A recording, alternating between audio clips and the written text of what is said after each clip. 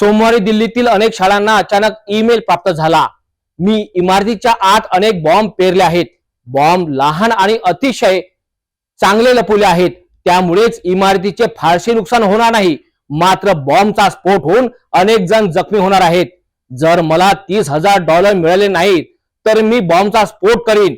या संदेशाने दिल्ली शहर अक्षरशः घाबरले।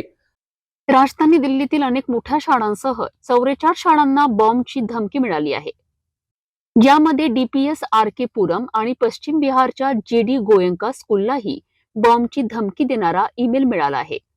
त्यानंतर शाळांनी मुलांना घरी पाठवले आहेत। अनेक शाळा बंद करण्यात आल्या आहेत। बॉम्बच्या धमकीनंतर अग्निशमक दल आणि पोलिसांना माहिती देण्यात आली आहे। दुसरीकडे माहिती देताना दिल्ली पोलिसांनी सांगितले की सोमवारी दिल्लीतील अनेक शाळांना बॉम्बच्या धमक्या मिळाल्यात, ज्यामध्ये डीपीएस आरके पुरम आणि पश्चिम बिहारच्या JT Goenka school, mother Mary school, British school, Salwan public school, Cambridge स्कूलसह अनेक शाळांचा समावेश आहे।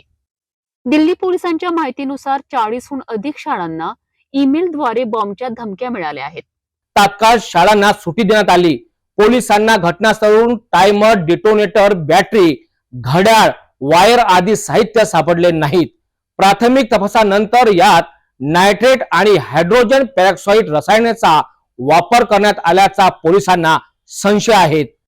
मेलमध्ये लिहिले आहेत की मी इमारतीच्या आत अनेक बॉम्ब पेरले आहेत।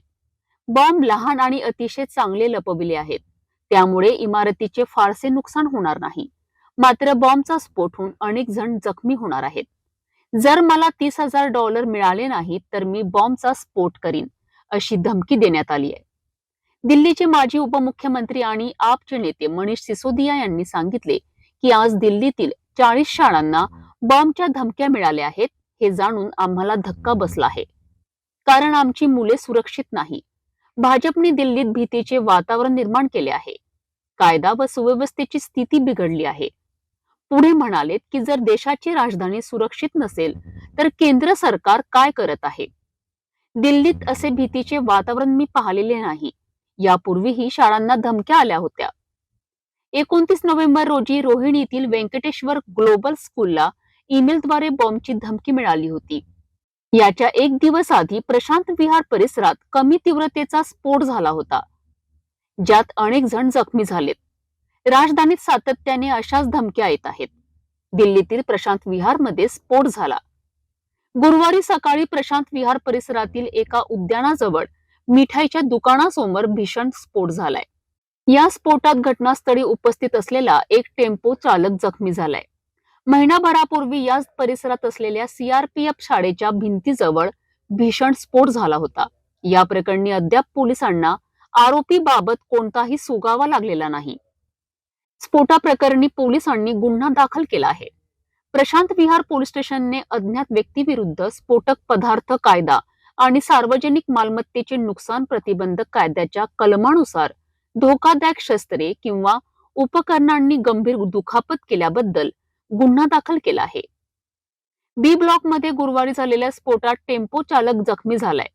तपासादरम्यान पोलिसांना घटनास्थळावरून टायमर, डिटोनेटर, बॅटरी, घड्याळ, वायर हे साहित्य सापडलेले आहेत। प्राथमिक तपासानंतर यात नायट्रेट आणि हायड्रोजन पेरॉक्साईड रसायनांचा वापर करण्यात आल्याचा संशय पोलिसांना आहे, जे उच्च दर्जाचे स्फोटक मानले जात नाही। चालकाने कचऱ्यात ठेवलेल्या स्फोटकावर बिडी फेकल्याने हा स्फोट झाल्याची भीती व्यक्त करण्यात येत आहे। घटनास्थळाच्या आजूबाजूला लावण्यात आलेल्या सीसीटीव्ही कॅमेऱ्याची पोलीस तपासणी करीत आहेत। आज सुबह दिल्ली के कुछ स्कूल्स में बॉम्ब थ्रेट की ईमेल्स मिली हैं।